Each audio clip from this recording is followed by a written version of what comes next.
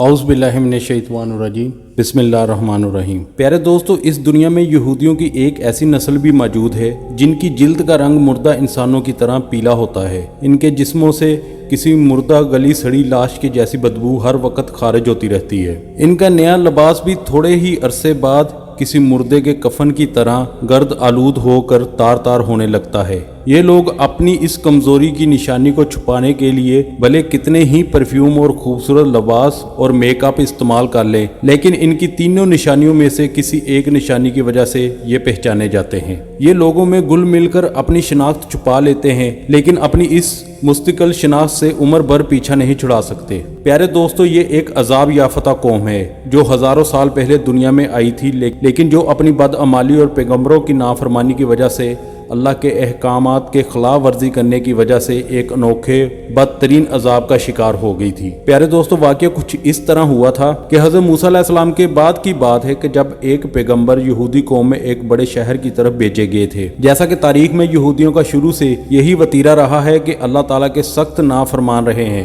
صرف ایک اس قوم کے مختلف شہروں اور قبیلوں کی اصلاح کے لیے ایک وقت میں سینکڑوں کی تعداد میں پیغمبر اور نبی بھیجے جاتے رہے۔ پیارے دوستو، کہا جاتا ہے کہ پیغمبروں کی کل تعداد میں سے 90% پیغمبر یعنی 1 لاکھ سے زائد پیغمبر صرف یہودیوں کی طرف بھیجے گئے۔ اسی طرح ایک قوم کی طرف جس شہر میں ایک پیغمبر کو بھیجا گیا تھا وہ ایک بڑا شہر تھا۔ اس میں لاکھوں کی تعداد میں انسان رہتے تھے۔ ایک بار ایسا ہوا کہ پیغمبر نے اللہ کے حکم سے اس قوم کے لوگوں کو اکٹھا کیا اور نافرمانوں کے ایک لشکر سے جہاد کرنے کے لیے تیار ہونے کا حکم دیا۔ جیسا کہ یہودی شروع سے ہی پیسے کے لالچی اور دنیا دار قوم ہے، جنگ و جدل سے دور رہنے والی لیکن سازشوں کے ذریعے دوسرے انسانوں کو آپس میں لڑوانے والی قوم ہے، لہٰذا انہوں نے پیغمبر کی بات نہ مانی اور بہانے بازی کرنے لگے، اور پیغمبر روزانہ ان کے گھر میں جا کر جہاد کی تیاریوں کا حکم دیتے، لیکن وہ دنیاوی زندگی میں اتنا کھو چکے تھے کہ موت کے تصور سے ہی گھبرا جاتے تھے۔ وقت گزرتا رہا اور اللہ کی طرف سے آنے والے اس حکم سے بالکل بے نیاز ہو گئے۔ ان پر اللہ کی طرف سے عذاب لانے کا فیصلہ کر لیا گیا۔ تو ایک دن ان میں طاعون کی وبا پھوٹ پڑی اور روزانہ درجنوں افراد موت کے منہ میں جانے لگے۔ قوم کے چلاک اور ہوشیار لوگوں نے جب یہ صورتحال دیکھی تو ان کو یقین ہو گیا کہ ان کی نافرمانی کی وجہ سے ان پر اللہ کا عذاب نازل ہو چکا ہے۔ چنانچہ وہ لوگ اس شہر سے دور نکلے اور دور دراز کے جنگل میں رہنے کے لیے چل کھڑے ہوئے۔ وقتی طور پر جگہ تبدیل کرنے کی وجہ سے وہ طاعون کے مرض سے بچ گئے، اور اس پر انہوں نے فیصلہ کیا وہ اسی جنگل میں اپنے خاندان، دوستوں، رشتہ داروں کے ساتھ اس وقت تک مقیم رہیں گے جب تک ان کے شہر میں طاعون کا عذاب نہ ٹل جائے۔ ابھی ان کو وہاں رہتے چند دن ہی گزرے تھے۔ ایک دن اللہ تعالیٰ نے فرشتے کو بھیجا اور یوں ان کی چلاکی اور عقل ان کے کام نہ آئی اور ان پر عذاب پہنچ گیا۔ فرشتہ ایک بلند پہاڑ پہ کھڑا ہوا اور اس نے ایک ایسی خوفناک چنگار کی آواز نکالی کہ جس نے وہ آواز سنی دہشت اور خوف سے ہوش و حواس کھو بیٹھا۔ اس کے بعد فرشتے نے ان کو گونجدار آواز میں پکارا، موتو یعنی مر جاؤ۔ اس کے یہ الفاظ ادا ہوتے ہی جہاں جہاں وہ یہودی موجود تھے وہیں گر گئے اور اسی وقت ان کی روحیں ان کے جسموں سے پرواز کر گئیں۔ پیارے دوستو، ان میں سے کوئی بھی بیمار نہ تھا، سب صحت مند اور تندرست تھے۔ یہ لوگ سبھی کے سبھی نارمل اور صحت مند تھے۔ ان کی تعداد تقریباً 70,000 کے لگ بھگ تھی۔ جنگل کے اندر جہاں بھی رہائش پذیر تھے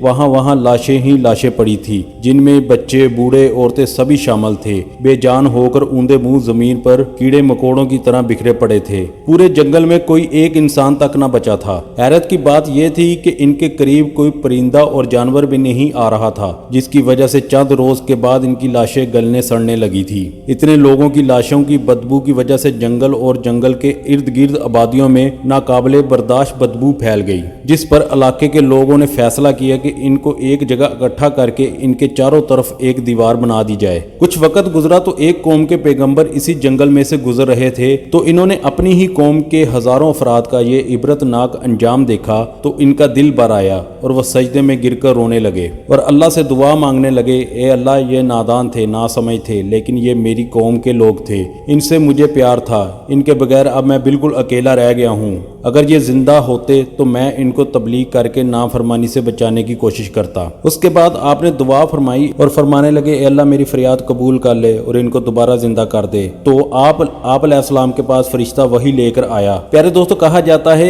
इन पैगंबर का नाम हजरत हजकील अलैहिस्सलाम था, जो हजरत यूशा बिन नून अलैहिस्सलाम के बाद अल्लाह ताला ने इनको पैगंबरी अता फरमाकर भेजा था। फरिश्ते ने कहा, ए पैगंबर, अल्लाह फरमा रहा है कि आप इन लाशों को जिनकी अब हड्डियां भी बिगड़ चुकी हैं, इनको कहिए कि अल्लाह तुमको हुक्म देता है कि तुम अलग अलग हर एक इंसान की हड्डियां जमा हो जाएं। तो आपने जब ये अल्फाज हड्डियों को मुखातब करके अदा किए तो तिनकों की तरह बिखरी हड्डियां एक एक जगह पर एक एक मुकम्मल ढांचे की शक्ल में इकट्ठी होने लग गई। एक एक इंसान का ढांचा दूसरे से अलग अलग हो गया। एक एक इंसान का ढांचा सिर्फ अपनी हड्डियों के साथ एक दूसरे से अलग हो चुका था। एक बार फिर फरिश्ता हाजिर हुआ और अल्लाह का पैगाम दिया, आप एक बार फिर इनसे कह दीजिए कि अल्लाह तुमको हुक्म दे रहा है कि तुम अपने अपने ढांचों में गोश्त पहन लो। तो अल्लाह का ये हुक्म सुनते ही हड्डियों में गोश्त जमा होने लगा। प्यारे दोस्तों, जब 70,000 अफरादों के ढांचों को गोश्त चढ़ गया तो फिर फरिश्ते ने कहा, एक बार फिर कहिए कि अल्लाह के हुक्म से तुम सभी के सभी जिंदा हो जाओ। जैसे ही पैगंबर को हुक्म दिया गया तो सभी लाशें जिंदा होने लगी। ये इंसानी तारीख का अनोखा और हैरत अंगेज वाकया था। प्यारे दोस्तों, एक नहीं, दो नहीं, 10 नहीं, चंद नहीं, 100 नहीं, बल्कि 70,000 इंसान जो मुर्दा हो चुके थे